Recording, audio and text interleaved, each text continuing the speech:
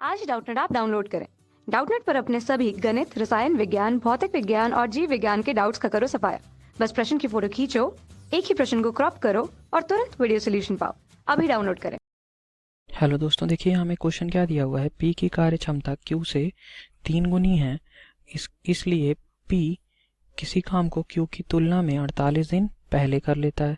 ठीक है, तो दोनों मिलकर काम को कितने दिनों में समाप्त करेंगे। देखिए कार्य और समय पर आधारित क्वेश्चन है। यहाँ पे मुझे दो लोग दिए हुए हैं P और Q।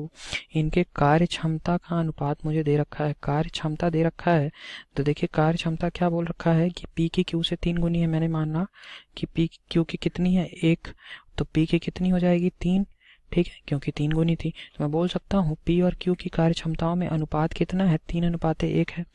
ठीक है, अब मुझे ये बताइए, अगर मुझे पता है कि समय क्या होता है, कार्य क्षमता का व्युत्क्रमानुपाती होता है।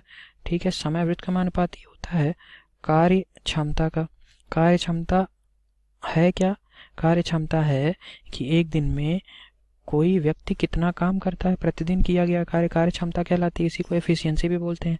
ठीक है, तो मैं यहाँ से अगर आपको समय बोलूँ कि समय कितना है, तो आप कहेंगे कि समय मैं लिख सकता हूँ 1:3, यानी कि किसी कार्य को करने के लिए P को 1 यूनिट का 1 दिन समय लगेगा, तो Q को 3 दिन समय लगेगा। बिल्कुल मैं कह सकता हूँ। ठीक है, अब बताइए मुझे यहाँ पे इन दोनों के समय में अंतर कितना है, अंतर कितना दे रखा है बताइए। अंतर मैं लिखूं अगर तो 3-1 यानी कि 2 यूनिट मैं कह सकता हूं अंतर है।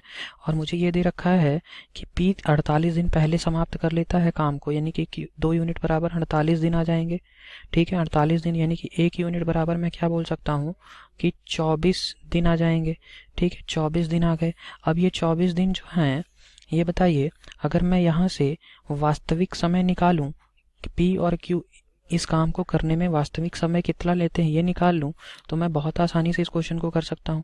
तो देखिए ये यहाँ से मैं लिखा P Q बराबर समय में यहाँ से लिख रहा हूँ समय, तो 1 में अगर मैं 24 का गुणा कर दूं, 1 गुणे 24, और Q में भी 3, 1 और 3 के अनुपात में कर रहे थे, तो मैंने 24 का गुणा कर दिया। तो ये कितना आ गया, 24 दूनी 48 थी, 72। तो यानी कि मैं बोल सकता हूँ कि A किसी कार्य को 24 दिनों में कर रहा है और B उसी कार्य को 72 दिनों में कर रहा है। कह सकता हूँ, बिल्कुल। अब आपको मुझे ये बताइए कि ये कुल कार्य कितना आ जाएगा, मुझे बता दीजिए। कुल कार्य तो आप कह सकते हैं कि कुल कार्य हमारा इन दोनों का लघुत्तम समापवर्ती योग के बराबर होगा। तो मेरा लघुत्तम समापवर्ती इसके लिए क्या आ जाएगा, 24 और 72 का 72 यूनिट मैं कह सकता हूँ। 72 यूनिट मेरा कुल कार्य आ जाएगा।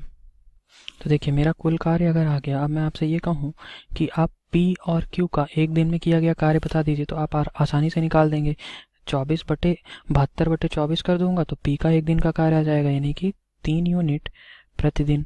ठीक है, 3 इकाई काम प्रतिदिन P करता है। ऐसे ही मैं Q के लिए देखता हूँ तो 72/72 यानी कि 1 इकाई काम Q करता है, 1 यूनिट प्रतिदिन। ठीक है, तो अब मुझे ये बताइए यहाँ पे क्या पूछ रखा है, दोनों मिलकर काम को कितने दिनों में समाप्त कर लेंगे। तो अब मुझे ये बताइए P और Q में एक दिन में कितना कार्य करते हैं, 3 यूनिट प्लस 1 यूनिट यानी कि 4 यूनिट काम ये प्रतिदिन करते हैं। 4 यूनिट प्रतिदिन, 4 इकाई काम प्रतिदिन कर रहे हैं। तो मुझे समय निकालना है कि P और Q को कितना समय लगेगा इस पूरे कार्य को करने के लिए। तो कुल कार्य कितना है, 72 यूनिट, और P और Q एक दिन में कितना करते हैं, 4 यूनिट, तो 72/4 यानी कि मैं बोल सकता हूँ कि 18 दिन लगेंगे P और Q अगर साथ में काम करते हैं तो कार्य को समाप्त करने के लिए। ये हमारा 18 दिन आंसर हो गया। कौन सा ऑप्शन सही है, ऑप्शन नंबर ए में दिया हुआ 18 दिन, ये हमारा सही आंसर है। Thank you.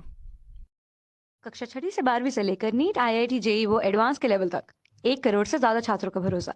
आज ही डाउनलोड करें डाउटनेट ऐप या व्हाट्सएप करें अपने सारे डाउट्स 8400 400 400 पर।